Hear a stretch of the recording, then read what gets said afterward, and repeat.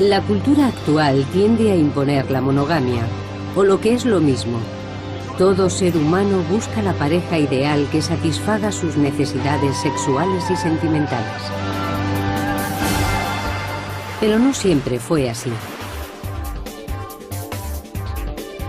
En la antigua Grecia, el amor y el sexo raramente iban de la mano. Hombres y mujeres llevaban vidas separadas. Negociaban minuciosamente la relación que existía entre ellos. La idea de la familia feliz que va de excursión, en mi opinión, no es la más apropiada. Lo normal es que los griegos fueran bisexuales.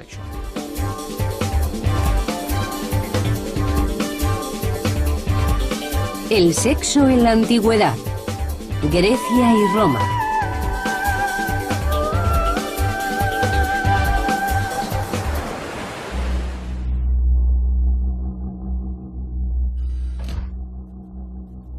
En el siglo V a.C., Grecia era un conjunto de pequeñas y vulnerables ciudades en constante pugna por la supremacía.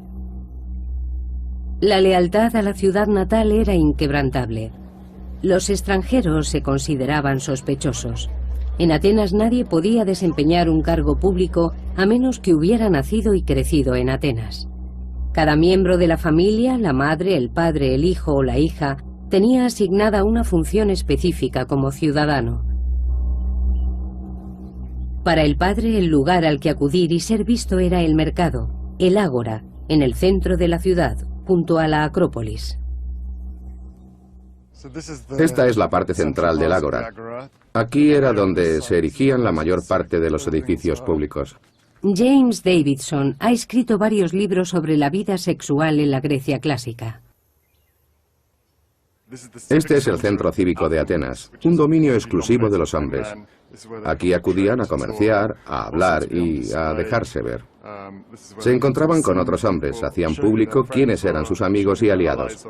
Los hombres se dedicaban a la vida social, mientras que las mujeres eran más individuales, recluidas a los límites de sus casas. En Atenas, los hombres eran la cara pública del Estado, mientras las mujeres vivían aisladas en casa.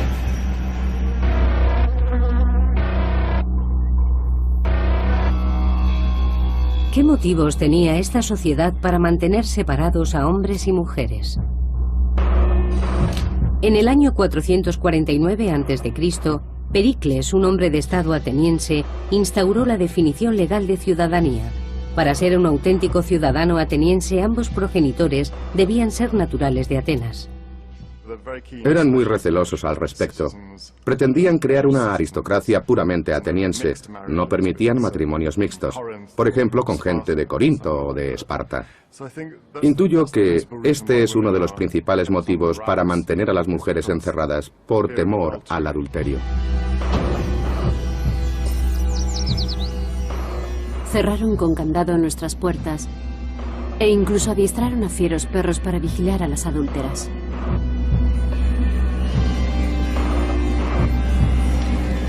Los hombres se convertían en guardianes de castidad de las mujeres.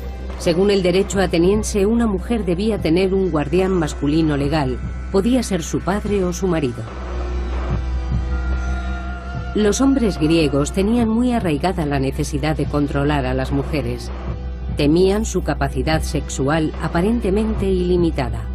Un hombre eyaculaba y su misión estaba cumplida. Sin embargo, para las mujeres parecía no haber fin. Poseían una energía sexual inagotable y para ellos aterradora. Jarras de vino a los pies de la bailarina. Nuestras mujeres escabulléndose en silencio una por una para servir de prostitutas a los hombres.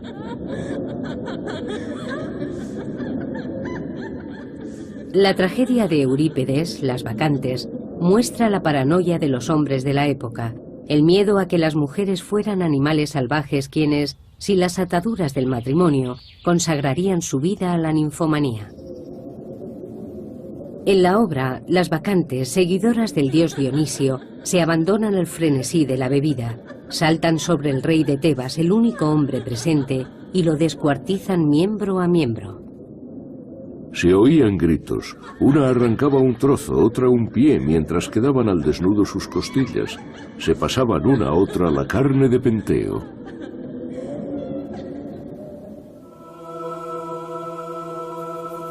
La obra representa una sociedad con un concepto aterrador de la sexualidad femenina. Una vez que la mujer se casaba, su destructivo apetito sexual quedaba frenado. Pero las jóvenes vírgenes eran una responsabilidad. Su voracidad sexual amenazaba la pureza de la sangre ateniense. Sue Blando ha estudiado la vida de las mujeres en la Grecia clásica. Asociado a este concepto salvaje de las mujeres, aparece otro que considera que la mujer, sobre todo en la pubertad, se vuelve loca y escribe motivos fisiológicos para sustentarlo. La opinión general es que si antes de empezar a menstruar, la mujer no ha mantenido aún relaciones sexuales con un hombre que le haya abierto el cuello del útero, el flujo menstrual se obstaculiza y eso puede provocar graves problemas. Sabemos que por esta razón muchas jóvenes se lanzaron a pozos para morir ahogadas.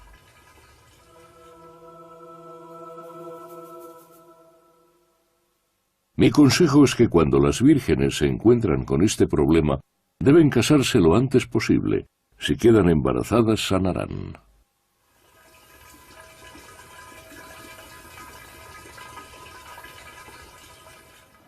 Los escritos médicos de la época recetan el matrimonio para paliar estos problemas de las mujeres jóvenes. Según ellos, las mujeres que practican sexo gozan de mejor salud. Así, se presenta al hombre como la respuesta a todos los problemas de las mujeres en general.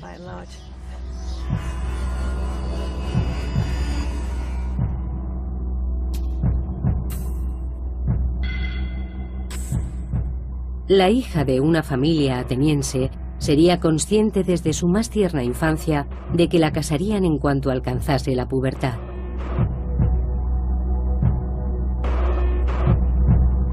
Como preparación para ese momento, todas las chicas atenienses debían asistir a una ceremonia religiosa que se oficiaba en Braurón, a 38 kilómetros de Atenas.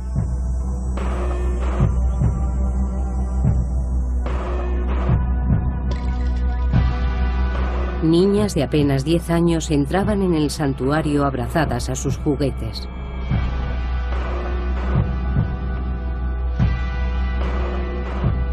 Y salían para casarse con hombres mucho mayores que ellas.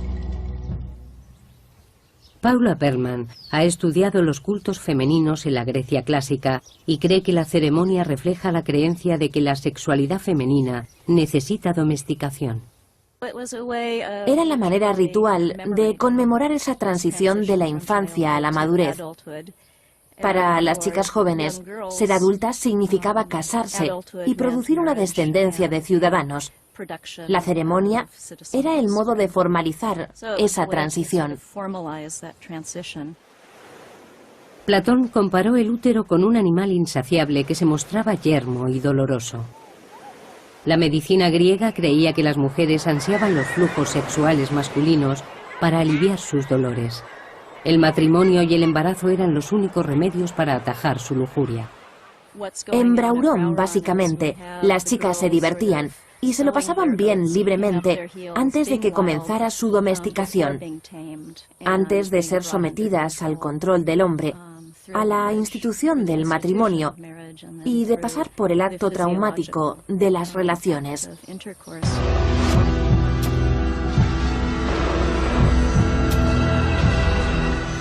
En Braurón, las niñas dejaban de serlo para convertirse en mujeres preparadas para el matrimonio convenido que les esperaba en Atenas. En la cultura griega, más que en ninguna otra, el matrimonio implicaba subyugación absoluta por parte de la mujer. En la misma ceremonia, el novio agarraba a la novia por la muñeca en un gesto que sugería más abducción que seducción. La tradición exigía que la chica mostrara pena al ser tomada. El ritual reconocía incluso que el día de la boda era el más triste de la vida de una mujer. El vínculo matrimonial quedaba sellado cuando la novia entraba en su nuevo hogar. Allí permanecería aislada de la sociedad, al servicio de su única función, producir bebés varones de la más pura raza ateniense.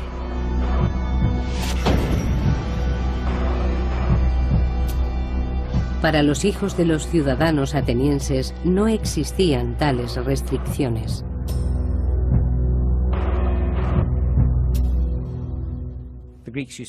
Los griegos utilizaban a las jóvenes para los negocios y a los jóvenes para el placer, es decir, a las mujeres para la reproducción y las tareas domésticas y a los hombres para divertirse. Los hombres atenienses no esperaban ni amor, ni amistad, ni sexo placentero de sus mujeres. Eso solo podían encontrarlo en compañía de otros hombres.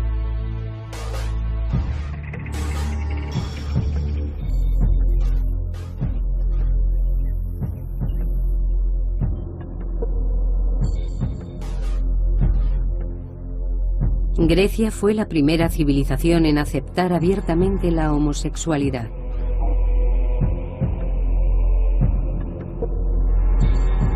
El matrimonio únicamente respondía a un objetivo: tener hijos. Para el amor y la compañía y probablemente el sexo, los hombres recurrían a otros hombres. Los ingredientes que conformaban esta receta sexual existían desde los orígenes de la ciudad-estado de Atenas.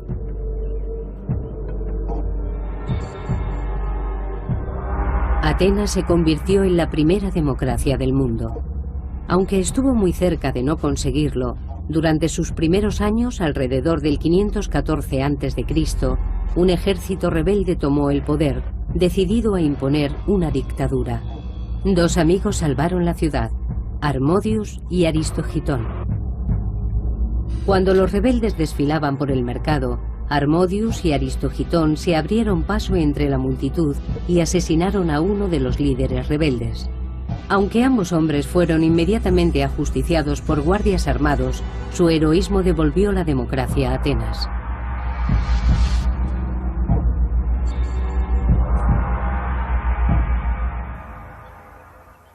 Harmodius y Aristogitón se convirtieron en personajes de culto. En el ágora, el centro de la sociedad ateniense, se erigieron sendas estatuas en su honor. La estatua de la fundación de la democracia, Harmodius y Aristogitón, que unidos en su amor, se sienten con poder para acometer hazañas de tal valentía como la de sacrificarse para el bien de la ciudad. Los dos héroes se convirtieron en el modelo de la relación perfecta, el ideal griego del compañerismo masculino. Los escritos de la época los describen como amantes. ¿Nos indica que mantenían una relación sexual?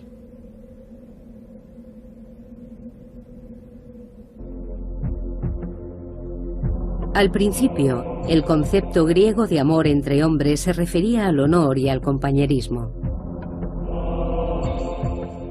Homero escribió sobre la relación entre Aquiles y su compañero de armas Patroclo, como otro ejemplo de vínculo que encaja dentro de ese ideal heroico masculino. Una de las características que destacan en estos mitos de parejas heroicas es la importancia de la relación sobre todas las cosas y sobre cualquier otra relación. La relación es más importante que la propia vida, algo de lo que Aquiles habla con Patroclo constantemente. Quieren ser enterrados juntos, que se mezclen sus huesos en la tumba. Es un alarde de devoción tal que están dispuestos a dar la vida por su compañero. Esta relación idílica entre hombres, encarnada por grandes héroes mitológicos y por Harmodius y Aristogitón, se representa sin ninguna connotación sexual en los primeros tiempos de la democracia. La pasión de estas relaciones es difícil de entender en nuestra cultura actual, pero para los soldados griegos del siglo IV a.C. era un concepto con gran sentido. Era el tipo de relación propia de la juventud y en Grecia la juventud duraba hasta los 30. Para casi todos los hombres, eso significaba la mayor parte de su vida. Se trata de una relación mantenida durante el servicio a la comunidad como soldado, con lo que en muchos casos era la única relación que mantenían, porque morían en combate. Estos estrechos vínculos resultaban cruciales para la gloria del ejército. Durante más de 200 años, las potencias griegas dependieron de la lealtad de sus soldados al Estado y a sus compañeros. Uno de los ejércitos más temido y triunfador de la antigüedad era conocido como la Banda Sagrada de Tebas, 150 parejas de compañeros fundidas en un único e intrépido batallón.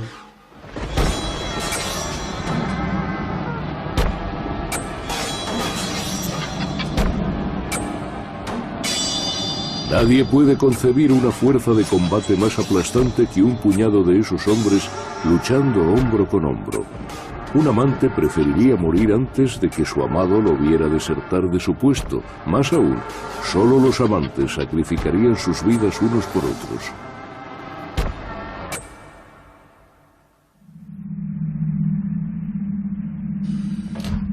Pero cuando la Banda Sagrada de Tebas fue derrotada 200 años después, en el 338 a.C., estalló el escándalo.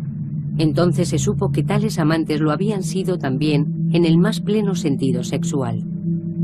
En 2 siglos, la devoción fraternal de Harmodius y Aristogitón había sido desbancada por la pasión física de la Banda Sagrada de Tebas.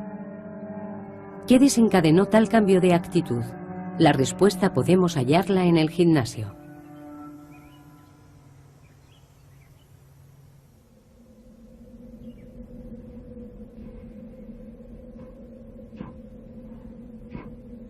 La palabra griega gimnos significa desnudo, por tanto gimnasio es el lugar donde los hombres acuden desnudos. Fue aquí donde los hijos de las mejores familias atenienses acudían para ser instruidos en la búsqueda de la perfección mental y física.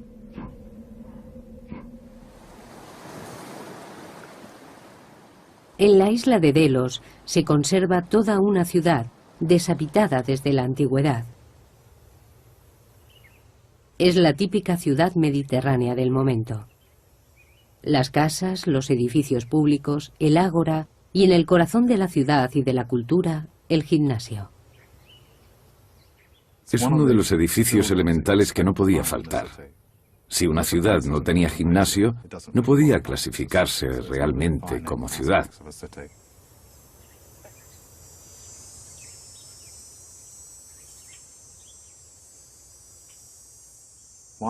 Es uno de los aspectos definitorios de una ciudad, porque las raíces de la competición atlética y de la preparación del cuerpo radican en el afán por estar listos para el servicio militar. Nigel Spivey enseña historia del arte en la Universidad de Cambridge. Defiende que la que empezó como una necesidad militar de estar en forma física, pronto evolucionó hacia una especie de culto al cuerpo. Las vasijas muestran que se celebraban concursos de belleza masculinos. El jurado contemplaba el desfile de jóvenes y sabemos por los vestigios encontrados que valoraban su cuerpo y su belleza. A veces, en las vasijas, vemos dibujos de los ganadores portando lazos en torno a la parte de la anatomía que se juzgaba y por la que había ganado. Así, si alguien tenía unos muslos muy bien formados, el lazo lo llevará en los muslos, o si es el bíceps el que ha sido juzgado, el ganador llevará el lazo en el bíceps. Es como si el varón ideal hubiera sido creado para la contemplación de los otros hombres. La educación en el gimnasio esculpía las mentes de los chicos, así como sus cuerpos. Ambas partes estaban completamente unidas. El más guapo debía poseer además la mente más capacitada. Del aprendizaje de las costumbres de su mundo se encargaban los adultos. Sabemos que una de las costumbres más importantes de la sociedad griega es que los hombres mayores tuvieran amantes adolescentes, quienes eran dotados de prestigio por tener un mentor. Alguien que les enseñaba el funcionamiento de la sociedad y les ayudaba a crecer como adultos responsables y capacitados para integrarse en sociedad. Esta relación solía ser abiertamente sexual y aceptada. Las relaciones con niños pequeños no estaban permitidas, pero del mismo modo en que a las chicas se las consideraba aptas para el matrimonio a los 11 años, Un niño estaba capacitado para consentir una relación con un hombre cuando alcanzaba la pubertad.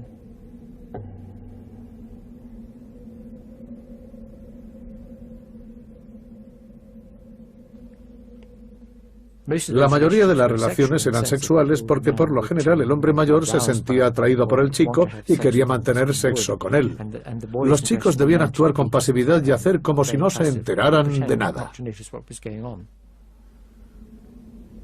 Aunque no había leyes que prohibieran el sexo anal, las pinturas de las vasijas tan solo muestran a los hombres mayores tocando los genitales de los jóvenes.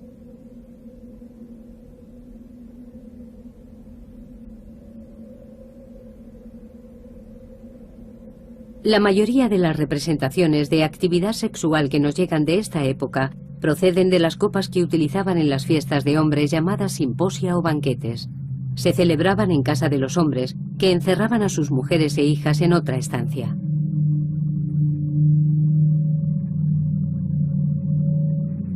Esta es una de las muchas pinturas que ilustran una velada típica. En la primera vemos a un hombre reclinado. En la segunda, la llegada del invitado de honor, un chico desnudo. El procedimiento indica que el hombre mayor se acerque al padre del chico que le gusta y le diga que quiere celebrar un simposium con todos sus amigos y que desea que su hijo acuda como invitado de honor. Tiene que pedirle permiso y si se lo da, el pacto queda cerrado. El anfitrión encarga entonces una vajilla especial con dibujos del adolescente e inscripciones con la palabra kalos, que significa belleza. Las vasijas podrían mostrar también el tipo de cosas que los invitados mayores querrían hacer con el chico. Los hombres mayores querían estar cerca del chico, entablar conversación con él, halagarlo y seguramente más tarde hacer algo más con ese objeto de belleza aparte de tenerlo cerca. De lo que no hay duda es de que fuese quien fuese, el chico invitado lo había sido por su extraordinaria belleza. El ambiente de tan alta carga sexual del simposium era también un foro ideal para el debate intelectual.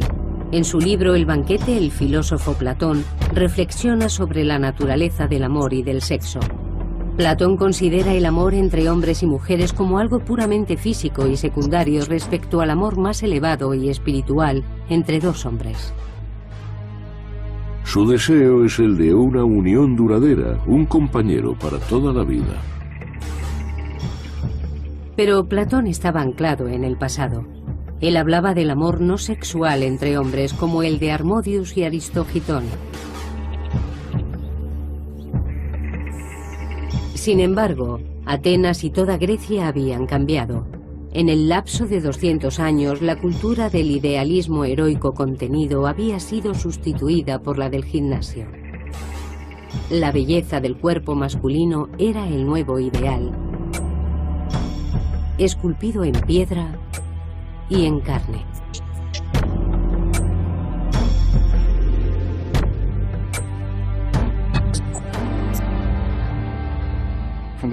Desde el principio de la democracia hasta finales del siglo IV y hasta el final del siglo VI, observamos una transformación de las relaciones masculinas.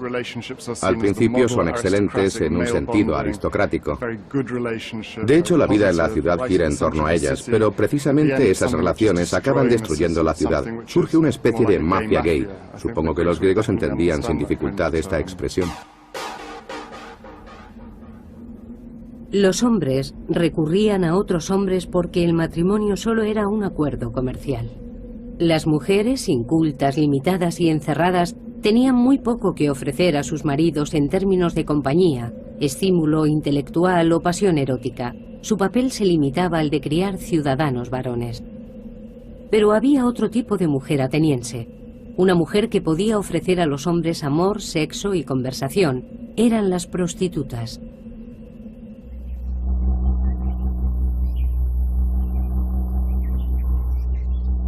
A finales del siglo IV a.C., Atenas se postraba a los pies de una mujer, Phryné. una prostituta que se hizo muy popular como consecuencia de un romance que mantuvo con el prestigioso escultor Praxíteles y conocido por toda la ciudad.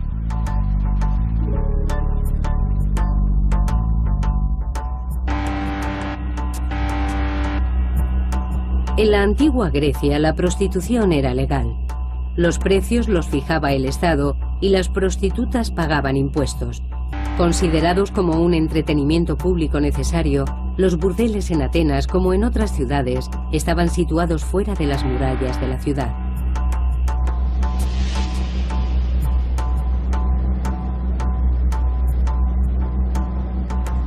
Este lugar se llamaba Kerameico. Debe su nombre a las fábricas de cerámica que proliferaban alrededor. Era el distrito industrial de Atenas, el hogar de alfareros y prostitutas.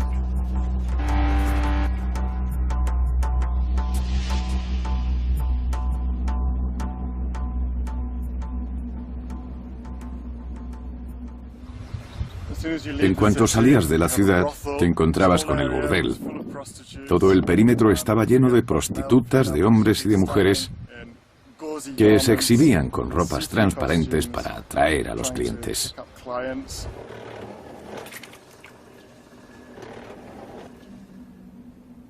La mayoría de las prostitutas eran esclavas o mujeres tomadas como botín de guerra, pero algunas procedían de familias caídas en depresión.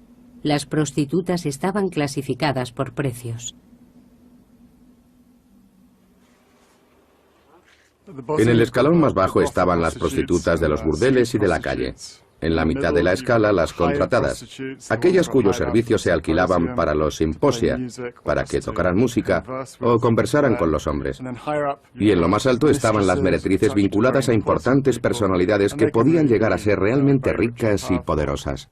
Esta clase más alta de prostitutas se denominaban etarias. Phryné, inteligente y bella, ascendió a la cima de su profesión para convertirse en la etaria mejor pagada y más conocida de su tiempo. Era increíblemente rica. Cuando Alejandro Magno saqueó la ciudad de Tebas en el 336 a.C., Phryné se ofreció a financiar la reconstrucción de la muralla de la ciudad a condición de que en ella rezara la inscripción. Alejandro abatió estas murallas, pero Phryné, la cortesana, las levantó de nuevo. Pero Phryné valoraba su estatus por encima de todo. La categoría social le proporcionaba control sobre su vida y la de sus clientes. Le daba libertad para adoptar comportamientos prohibidos. Las mujeres decentes eran modestas, recatadas.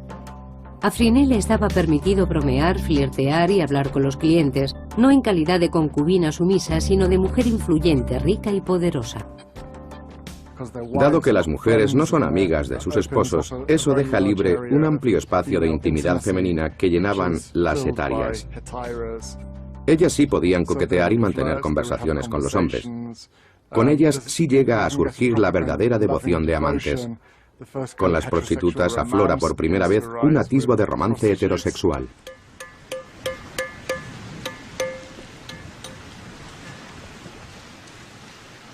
El romance de Phryné con el escultor Praxíteles es un ejemplo de algo que estaba completamente omitido en la sociedad de la antigua Atenas, el amor heterosexual. Ella fue el modelo de Praxíteles para su estatua de Afrodita, la diosa del amor, la primera estatua de una mujer desnuda del mundo clásico, y la primera que se convirtió en símbolo público del amor. El resto de las mujeres de Atenas ni siquiera imaginaban llegar a disfrutar de la libertad de la que gozaba Phryné. Una vez al año, esposas y madres podían salir de sus casas para asistir a un festival religioso.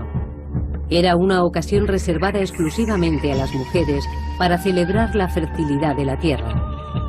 Las mujeres ofrecían presentes a la diosa Demetra de la agricultura, con la esperanza de fomentar así su propia fertilidad.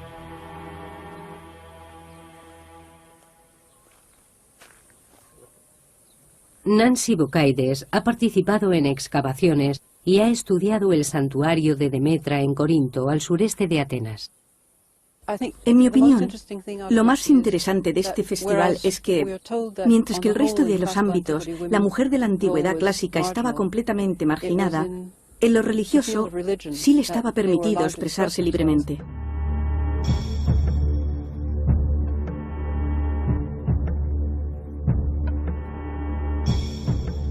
Cuando Nancy excavó el santuario de aquel festival femenino, encontró un complejo de pequeños salones similares a donde se celebraban los simposia, con bancos reclinados por las paredes. Al contrario que los hombres de la antigua Grecia, las mujeres no solían comer tumbadas, sino sentadas. Estos divanes muestran que al menos durante estos días, las mujeres se comportaban como los hombres. Creo que demuestran la sexualidad de las mujeres. Se reclinan como los hombres y asumían sus posturas. Y seguramente, a juzgar por lo que sabemos de Atenas, también contarían chistes verdes y se divertirían mucho.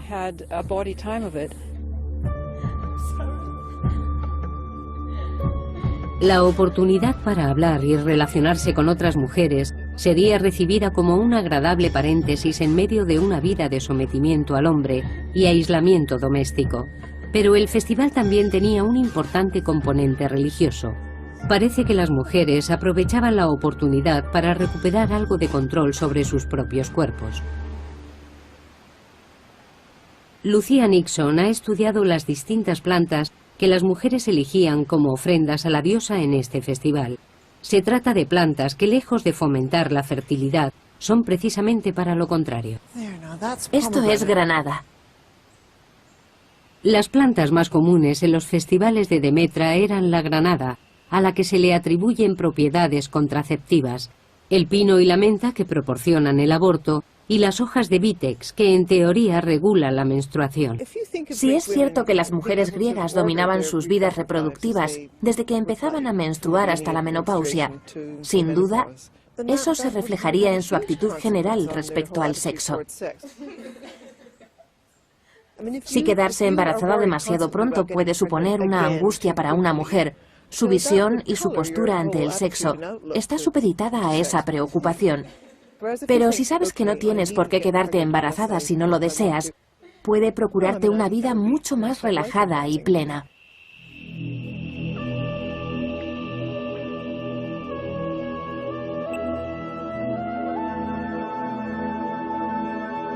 No sabemos si los remedios resultaban eficaces, pero su popularidad indica que estas mujeres no eran tan sumisas como sus maridos pretendían.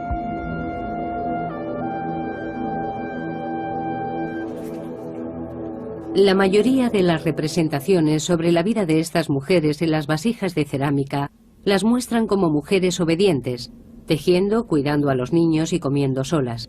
Pero la cerámica decorada específicamente para mujeres nos da una imagen distinta.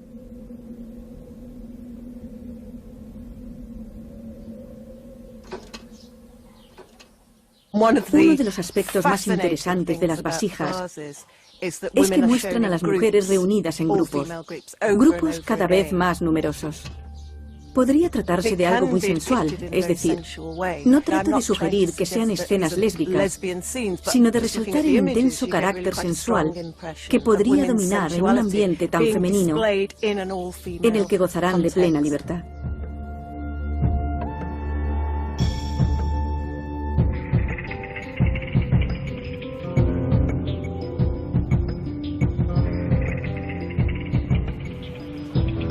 A finales del siglo IV, las mujeres parecen vivir un despertar, rebelándose contra su aislamiento. Una de las más activas instigadoras de este cambio fue Phryné, la cortesana. Phryné, al posar para la estatua de Praxíteles, Afrodita, dio la vuelta a un siglo de prejuicios. La figura sugería deseables las formas femeninas. Sin embargo, las estatuas griegas masculinas hacen ostentación de la belleza de los hombres. La Afrodita de Phryné es modesta, pero a los ojos de los atenienses se erigía como una evidente señal de cambio, el comienzo de un proceso hacia una mayor libertad de las mujeres.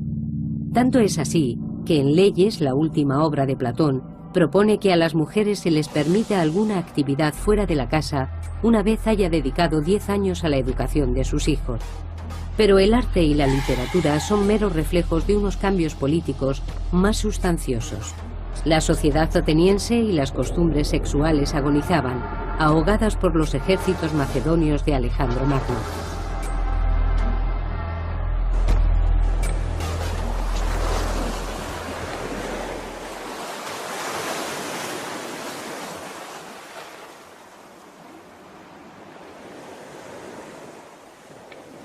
El imperio mediterráneo de finales del siglo IV a.C.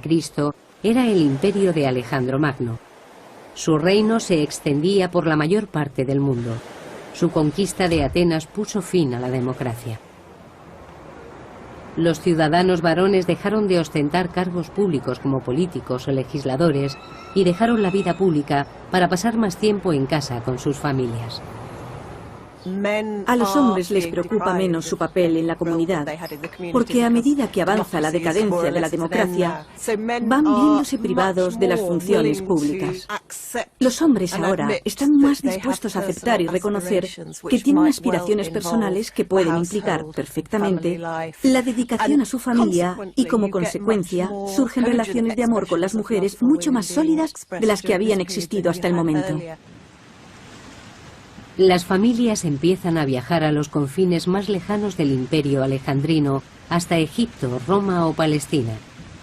La ampliación de sus horizontes y la influencia de las culturas extranjeras ejercen un notable efecto en las expectativas de las mujeres. Son muchas las fuentes que hablan de reuniones de mujeres con amigas, de paseos por la ciudad y del nacimiento del deseo apasionado que, se supone, conduce al matrimonio tal y como hoy lo concebimos. El ejemplo más ilustrativo lo tenemos en algunas de las comedias tardías, situadas en el típico escenario en el que el chico encuentra a la chica y se enamora de ella. Pero por motivos sociales no pueden casarse y es terrible, pero al final el verdadero amor se impone y consiguen unirse.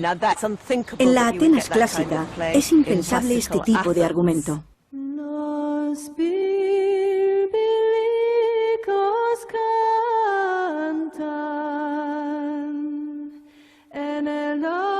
Una historia popular de la época narra la aventura de un joven soldado de una buena familia que visita el templo de Afrodita, donde se erige la estatua de Praxíteles.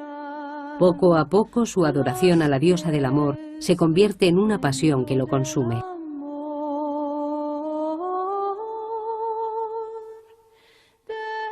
Las tensiones violentas de su pasión se convirtieron en desesperación y descubrió la audacia como salida a su lujuria. Un día, en la oscuridad, se deslizó en silencio y se ocultó en el interior del templo. Esas huellas de los abrazos amorosos se advirtieron al llegar el día, y la diosa tiene esa mancha como prueba de lo que sufrió.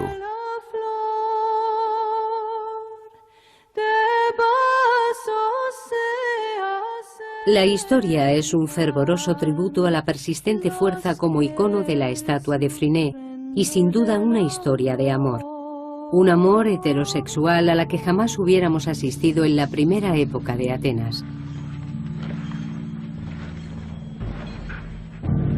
Cuando los romanos invadieron Grecia en el siglo II a.C., este tipo de amor heterosexual que hoy protagonizan tantas canciones populares iba cobrando protagonismo. Los romanos asimilaron la cultura griega prácticamente en su totalidad, los banquetes intelectuales solo para hombres, la educación en el gimnasio para sus hijos, el arte y la arquitectura. Pero se remitieron a Roma para definir un nuevo ideal de amor heterosexual romántico. Las mujeres dejaron de ser reclusas concebidas únicamente para procrear. Se abría así para los hombres la oportunidad de expandir el ámbito de sus conquistas sexuales para incluir en él a las ciudadanas romanas. En contraste con el miedo de los atenienses a la sexualidad femenina, los manuales de sexo romanos señalan el orgasmo femenino como la meta que deben perseguir los hombres. El clímax del amor debe buscarse con tranquilidad, trabajando suavemente, entreteniéndose en todas las partes que a la mujer le gusta que le acaricien, aunque por modestia ella proteste. La lujuria era un tema común en la literatura romana, pero la antigua distinción que hacían los griegos entre lujuria y amor verdadero era tan confusa como lo es hoy. La isla griega de Delos fue colonizada por los romanos. En el transcurso de unas excavaciones, se halló una colección de figuritas romanas llamadas semplegma.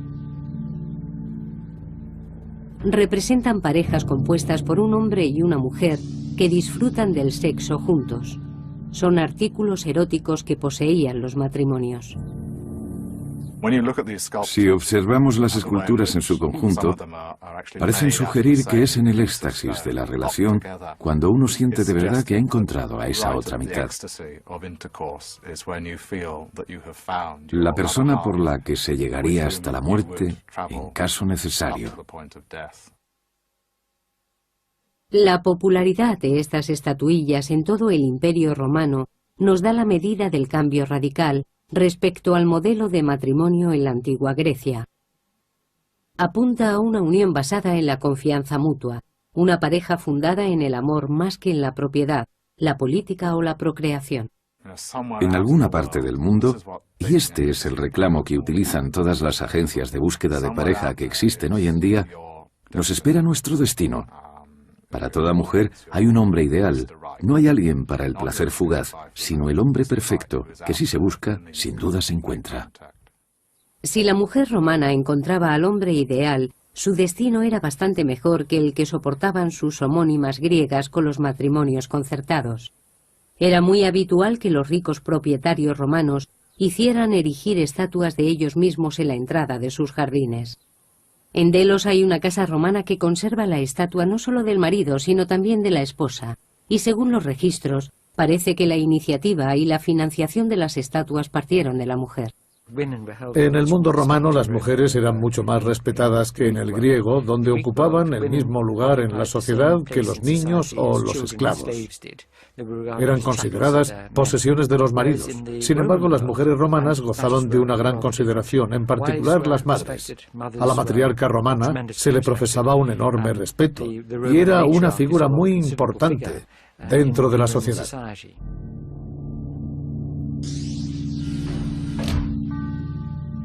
En la época de Augusto, el primer emperador romano, en el año 31 a.C., nos llegan pruebas que demuestran la presencia de mujeres en las exclusivas reuniones de hombres, los simposium. En un fresco de una casa de Pompeya, las mujeres no están sirviendo a los hombres. No parecen particularmente sumisas, más bien se las ve comiendo, bebiendo y hablando.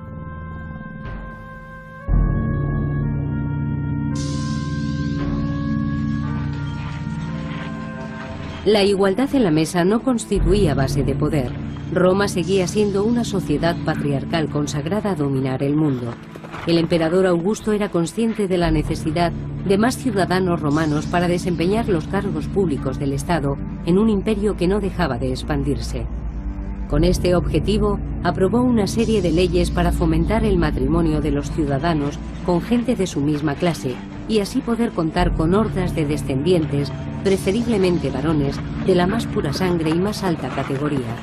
Esta medida tomada por el emperador afianzaba el estándar de doble moral de la antigua Atenas en el Imperio Romano. Las esposas habrían ganado el respeto de sus maridos, pero además debían aparentar que eran dignas de dicho respeto, mientras que los hombres actuaban con total libertad. Es verdad que las mujeres disfrutaban de mucha más categoría en el mundo romano, pero eso no cambiaba demasiado en cuanto a las relaciones sexuales. El recién conquistado estatus nunca sirvió para limitar la sexualidad masculina. Esas prácticas permanecieron vivas con el mismo vigor de antes. En la antigua Grecia, los hombres eran los protagonistas en el gran drama del amor y el sexo. Durante siglos, las mujeres quedaron marginadas. Con la llegada de los romanos, el amor entre hombre y mujer se convierte en ideal romántico, aunque las mujeres seguirán siendo ciudadanas de segunda clase. Marido y mujer podían disfrutar del sexo, pero a los hombres se les permitían las infidelidades. En la actualidad, hombres y mujeres tienden a buscar la pareja ideal. Aunque ciertas costumbres romanas, como sus calzadas o acueductos, han permanecido hasta nuestros días.